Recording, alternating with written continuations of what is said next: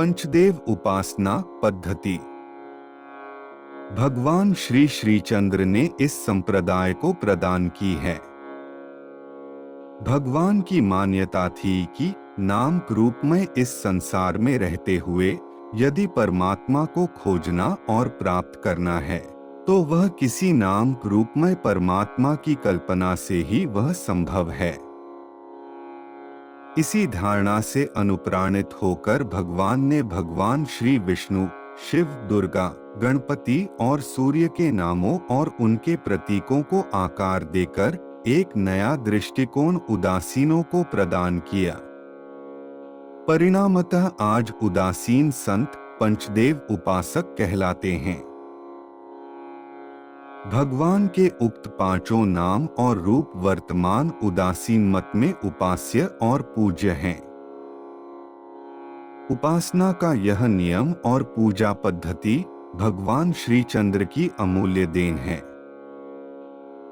पंचदेवोपासना की देन में भगवान श्री चंद्र ने सामयिक परिस्थितियों को पहचाना और इनसे उठने वाली समस्याओं का समाधान भी प्रदान किया। देश में विदेशियों का शासन स्थापित हो चुका था।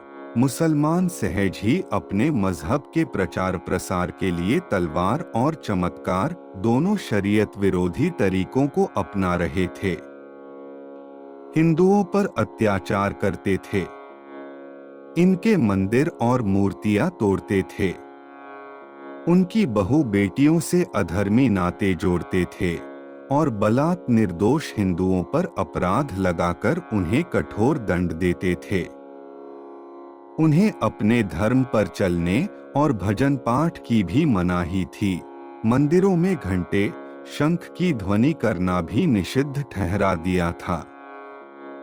हिंदुओं में भी धार्मिक फूट मौजूद थी। शिव भक्त विष्णु भक्त को काटने दौड़ते थे।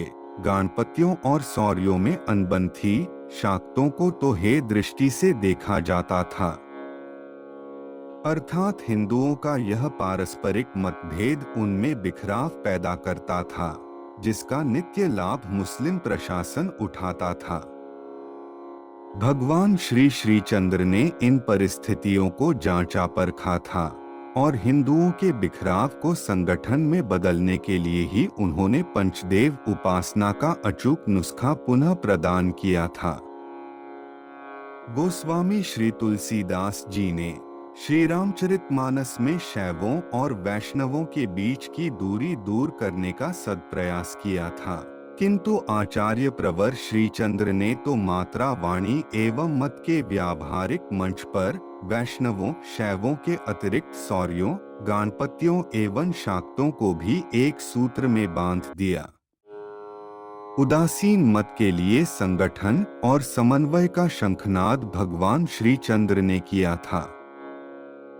उधर मुसलमानों के अत्याचारों के अंत के लिए भगवान ने अपनी भव्य दैवी शक्तियों का सहारा लेकर अनेक प्रशासकों को प्रभावित करके उनके द्वारा हिंदू समाज पर लगाए प्रतिबंधों का निराकरण करवाया।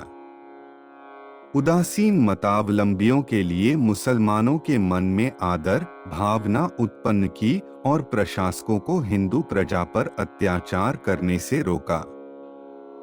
परिणामतः छिपे छिपे उदासीन जीवन जीने वालों को उजागर होने की प्रेरणा मिली और यह पंथ उत्थान की राह पर चल निकला।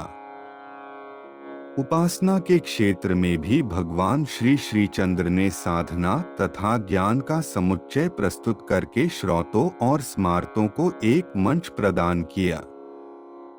हिंदुओं में श्रीमद् भगवद गीता ही एकमात्र ऐसी धर्म पुस्तक कही जा सकती है जो भक्ति, ज्ञान और कर्म का समन्वय करती है। तत्कालीन परिस्थितियों में संत मत के भक्त जन व साधक ज्ञान को निर्मूल ही समझने समझाने लगे थे। नाम जाप को ही मोक्ष प्राप्ति का अचूक अस्त्र मानते थे और जनमानस में वेदों, उपनिषदों के प्रति विरक्ति पैदा कर रहे थे। ज्ञान और भक्ति को एक साथ अपनाने का एक क्षीण स्वर गोस्वामी श्री तुलसीदास ने रामचरितमानस के उत्तरकांड में उठाया था। किंतु शायद जनसाधारण उसे समझ नहीं पाया था।